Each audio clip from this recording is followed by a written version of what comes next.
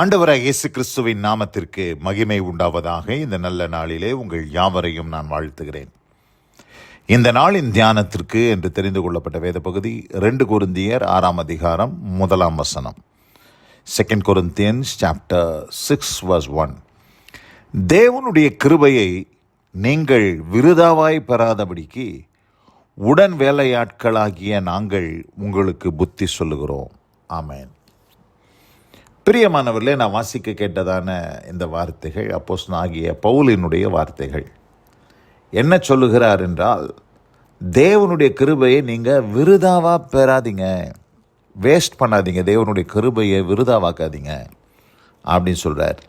நான் ஆங்கில வேதத்தில் வாசிக்கிறேன்.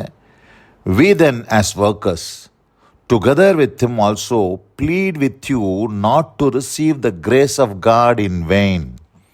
ரொம்ப தெளிவாக சொல்கிறார். கர்த்தருடைய கிருபையை விருதாவா, கிரேஸ் ஆஃப் காட் இன் வெயின்னு சொல்கிறார். அப்போது அநேகர் கர்த்தருடைய கிருபையை எப்படி பெற்றுக்கொள்கிறார்களாம்? அவங்க அதை விருதாவாக்கும்படி பெற்றுக்கொள்கிறார்கள் என்று பார்க்கிறோம். ஆண்டவருடைய கிருபையை வீணடிக்கக்கூடாது. கர்த்தர் கணக்கு கேட்கும் தேவனாக இருக்கிறார். தேவன் அவருடைய கிருபையை நமக்கு எப்படி தந்தருளுகிறார் என்று நாம் பார்க்கும்போது, யோவான் சுவிசேஷம் 1 அதிகாரம் 16 வசனத்தை நான் வாசிக்கிறேன். John chapter 1 verse 16. அவருடைய பரிபூரணத்தினால் நாம் எல்லாரும் கிருபையின் மேல் கிருபை பெற்றோம். Grace upon grace, grace instead of grace, grace for grace. அப்படி ஆண்டவர் கிருபைக்கு பதிலாய் கிருபையை ஆண்டவர் நமக்கு கொடுத்து கொண்டே இருக்கிறார்.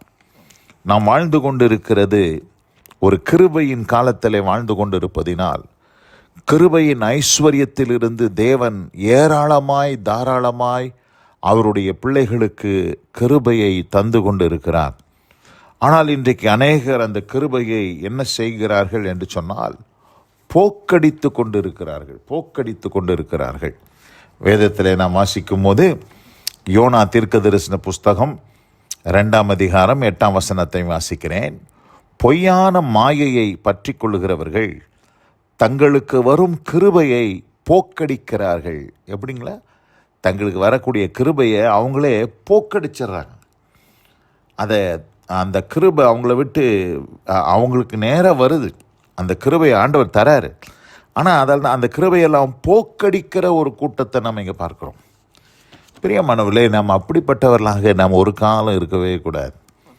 ஆண்டவருடைய கிருபையை நாம் விருதாவாக, receiving God's grace in vain, அந்த வெயினா அந்த கிருபையை நாம் பெற்றுக்கொள்ளவே கூடாது.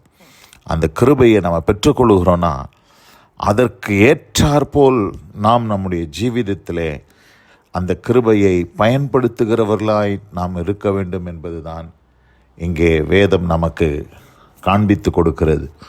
1 கொரிந்தியர் 15 அதிகாரத்தில் நாம் திருப்பிக் கொள்ளுவோம். 1 Corinthians chapter 15 verse 10. ஆகிலும் நான் இருக்கிறது தேவ கிருபையினால் இருக்கிறேன். பவுல் பாருங்கள், அங்கே 2 கொரிந்தியர் 6 என்ன சொன்னார்? கிருபையை விருதாவாய் நீங்கள் பெறாதபடிக்கு நாங்கள் உங்களுக்கு புத்தி சொல்லுகிறோம் சொன்னார். அப்போது பவுல் பாருங்கள், இந்த இடத்துல சொல்கிறாரு, நான் கிருபையை விருதாவாக நாங்கள் பெறல, நாங்கள் எப்படிப்பட்டவர்களாக அந்த கிருபையை பயன்படுத்துகிறோம் என்பதை இங்கே சொல்கிறார். ஆகிலும் நான் இருக்கிறது தேவ கிருபையினாலே இருக்கிறேன். அவர் எனக்கு அருளிய கிருபை விருதாவாய் இருக்கவில்லை. அவர்கள் எல்லாரிலும் நான் அதிகமாய் பிரயாசப்பட்டேன். ஆகிலும் நான் அல்ல, என்னுடனே இருக்கிற தேவ கிருபையே அப்படி செய்தது. அப்போ பாருங்கள், பவுலை போல தேவனுடைய ராஜ்யத்தில் பிரயாசப்பட்டது யாருமே இல்லை. அதிகமாய் பிரயாசப்பட்டார். அநேக காவல்கள், அடிகள், பலவிதமான துன்பங்கள், உபத்திரவங்கள், கப்பற் சேதங்கள், கள்ளர்களால் வந்த மோசங்கள், பலவிதமான சோதனைகளுக்குள்ளாக பவுல் கடந்து சென்றாலும் எல்லாவற்றிலும் அவர் தேவனுடைய சபையை குறித்து கரிசனை உடையவராக தேவனுடைய சபைக்கடுத்த ஊழியங்களை அவர் நேர்த்தியாய் செய்து கொண்டிருந்தார்.